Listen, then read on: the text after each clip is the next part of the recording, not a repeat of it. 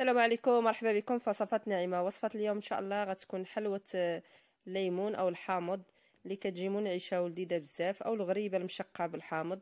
كتجي لذيذه بزاف وسهله. الا بغيتوا تعرفوا الطريقه والمقادير ديال هاد الغريبه، ما عليكم الا تبعوا الفيديو من اوله لاخره. على بركه الله نبداو ان شاء الله. عليكم وصفه اليوم ان شاء الله غتكون واحد الغريبه منعشه بالحامض كما كتشوفوا معنا، او الليمون باللغه العربيه. الليمون حنا كنقولوا ليه الحامض. ممكن ديروها كما كنقولوا حنا الليمون باللغه العربيه البرتقال. ممكن لكم الاختيار ما بين الليمون او البرتقال.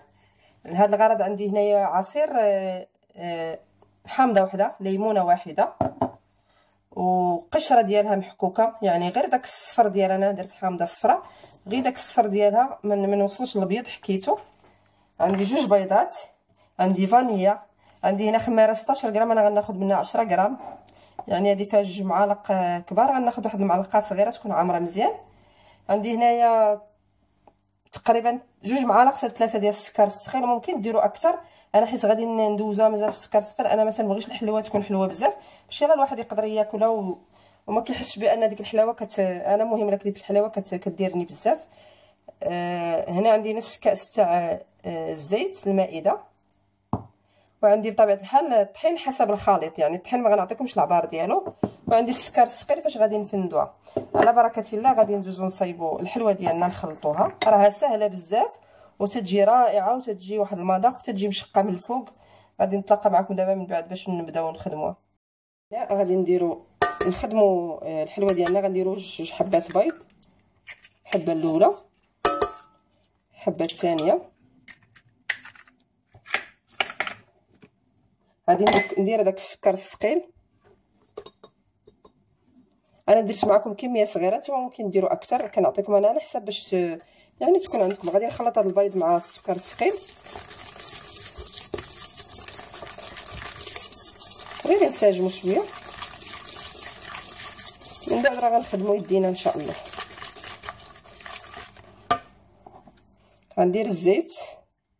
هذه كتجي بحال الحلوه اللي عطيتكم ديال الشوكولاط اللي عطيتكم مشقه، حتى هي كتجي مشقه وحتى هي ملي تنعجنوها تنديروها في الثلاجه ترتاح باش تشد راسها شويه، وعاد كندوزو نكملوها. عاد كنكوروها كي غريبه وكنديروها هنا في السكر الثقيل بحال الاخرى تماما، غير هذه اشكال اخر ومذاق اخر. غندير الفانيلا، كيس ديال الفانيلا، واخا دايرين الحامض غادي نستعملوا الفانيلا، بغيتو تستغناو عليه ماشي مشكل. غندير عصير ليمونه او عصير حامضه واحده، هادشي اللي عطاني. وغندير قشور ديال الليمون محكوك او القشور ديال الحامضه محكوكه. غير داك الصفر ديالها، اولا درتو خضره غير داك الخضر ديالها، حاولوا ما تلحقوش لداك البيض. كتجي هاد الغريبه منعشه وزوينه بزاف.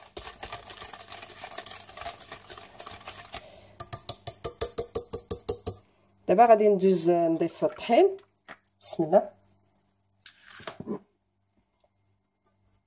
انا ما عبرتش الطحين، كديروا عينكم ميزانكم الطحين. انا غنوريكم القوام. غادي نجيب ملعقه صغيره، غادي ندير ملعقه صغيره ديال الخميره تكون عامره مزيان، لان خصني 10 غرام، هي فيها 16 غرام، يعني اكثر من النصف ديال هاد الساشيه اللي عندي. كما كتشوفوا معايا هي معلقه عامره مزيان ديال الخميره. غادي دابا ندوز نجمعها هكذا بيديا.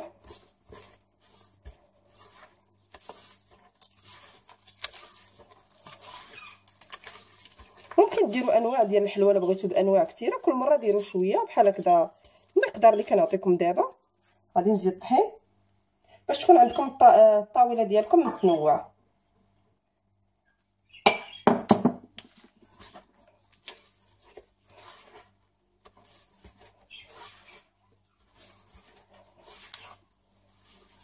نحاولوا ما نشفوهاش بزاف، غادي نجمعوها ولكن تكون جامعه شاده راسها، ولكن ما تكونش ناشفه بزاف في الطحين.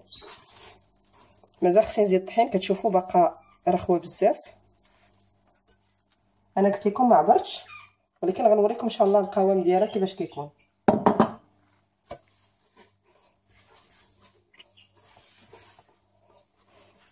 كنظن صافي هذا هو القدر الكافي ديال الطحين. غادي نجمعها مزيان وغادي نتلاقى معكم باش نوريكم القوام ديالها. غادي نغطيها انايا، غنحاول نحيدها من هذا الاناء لانه كبير، غنديرها في شي صحن يكون شويه صغير باش يدخل ليا الثلاجه لان هذا عالي.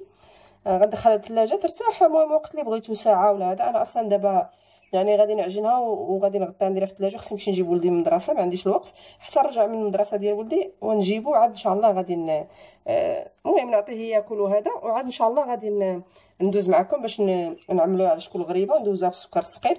دابا غادي نتلاقى معكم ان شاء الله من بعد ما نكمل العجين ديالها باش نوريكم القوام ديالها. انا كنظن واقيلا باقي خاصها شويه ديال الطحين. المهم انا ان شاء الله غادي نجمعها ونوريكم القوام ديالها. كما كتشوفوا معنا هذا هو القوام ديال العجين ديالنا. كتكون عجين لينه هانتوما كتشوفوا معايا. ملي غندخلها الثلاجه، غنغطيها دابا بلاستيك الغذائي، غندخلها الثلاجه. ملي غندخلوها الثلاجه ان شاء الله راه غادا تشد راسها، تجمع راسها شويه، وغادي نتلاقى معكم. غنخليها ترتاح واحد الساعه بما ساليت نيت في الثلاجه.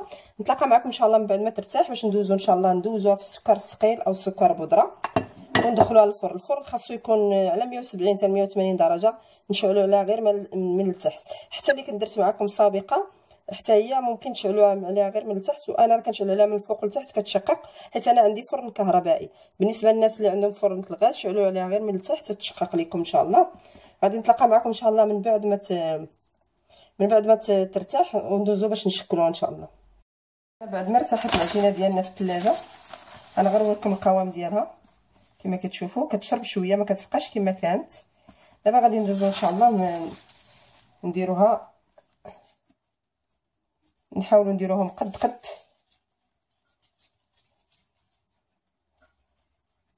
هكذا وندوزوهم في السكر الثقيل. الفران انا شعلته على 170 180 درجه ودرتو شعلته من الفوق من التحت. ملي غندخل الحلوه ديالي، انا وجدت هنا واحد الصينيه درت فيها ورق الزبده. ملي غندخل الحلوه ديالي غادي نخليه مشعل غير من التحت.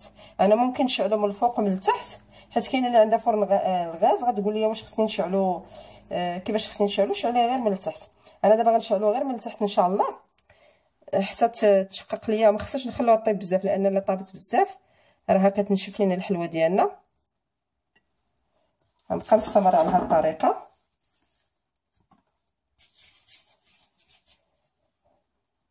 هكذا لما نحاولوا نبسطوها غير نخليوها هكذاك مكركبه كما كنقولوا الشكل الكويره، ونحطوها هي في الفران راه هي غادا تبسط راسها.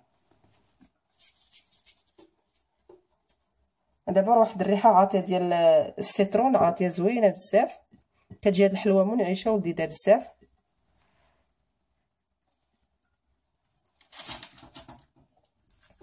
انا درت دابا 4. غادي نكمل ان شاء الله هاد الحلوه ديالي حتى نكملها كامله. غادي ندخلها للفرن طيب. ملي غطيب ان شاء الله غادي نتلاقى معكم باش تشوفوا الشكل النهائي ديالها كيفاش كتجي رائعه ولذيذه بزاف، وكيجي واحد المذاق مختلف. يعني نحاولوا نديروا شحال من تشكيل بحال هكذا، يعني العجينه تكون قليله باش ما تغلبناش، ونحاولوا نديروا شويه من هذا الشكل وشويه من هذا الشكل وشويه من هذا الشكل، ونعمروا به واحد البلاطو. يعني هذا القياس اللي عطيتكم دابا لان كنديروا 10 في البلاطو تقريبا. الا درتو 5 اشكال ولا درتو بلاطو طويل او 6 الاشكال فكتعمروا بلاطو كديروا 10 من الحبه على حساب الطبله كيكون فيها 10 الناس. وغادي يدير لكم حتى 2 طوابل حتى على حساب شحال درتو، يقدر يدير لكم حتى 2 طوابل. كندير 2 طوابل يبقى شايط لكم مازال في البيت ديالكم، يعني يدير لكم 2 بلاطوات. دابا انا غنكمل الحلوه ديالي ان شاء الله وغنتلاقى معكم من بعد ما طيب. ملي غندخلها دابا الفرن غادي نشعل الفرن غير على التحت، غنخليها ان شاء الله حتى طيب ونتلاقى معكم باش تشوفوا الشكل النهائي ديالها. كتجي رائعه ومنعشه بزاف بزاف. ممكن ديروها راه سهله، يعني ماشي بالضروره في العيد. مثلا عيط لكم شي حد قال لك غنجي مع العشيه نشرب معك كاس ساعتين وهكذا في العشيه الكوتي ولا هذا، ما عندكش الحلوه كتبغي تحطي مسمن بغرير هذا وضروري يكون داك الطبسي ديال الحلوه، فممكن ديرها هذه ولا ديال الشكلاط اللي درت لكم قبل. ماشي بحال الصابلي اللي عملت معكم فيه بزاف المراحل لان كنخرجوا منه اشكال كثيره. نتلاقى معكم ان شاء الله من بعد ما توجد باش تشوفوا الشكل النهائي ديالها كيفاش كتجي. معنا هذا هو الشكل النهائي ديال الحلوه ديالنا. نكهه الحامض كتجي رائعه ولذيذه بزاف.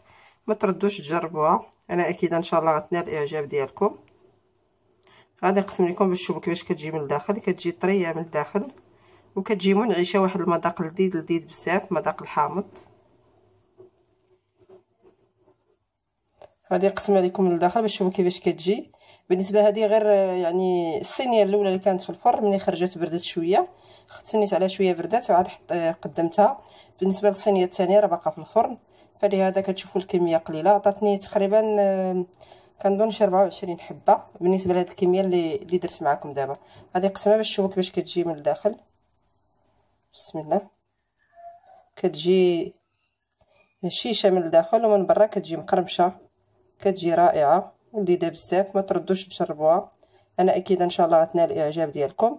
الا عجبكم هذا الفيديو ما تنساوش تعملوا جيم، ولا كنتوا اول مره تزوروا القناه ديالي ما تنساوش تعملوا اشتراك باش يوصلكم دائما الجديد ديالي. كما كنقول دائما قبلوا عليا، والسلام عليكم ورحمه الله تعالى وبركاته.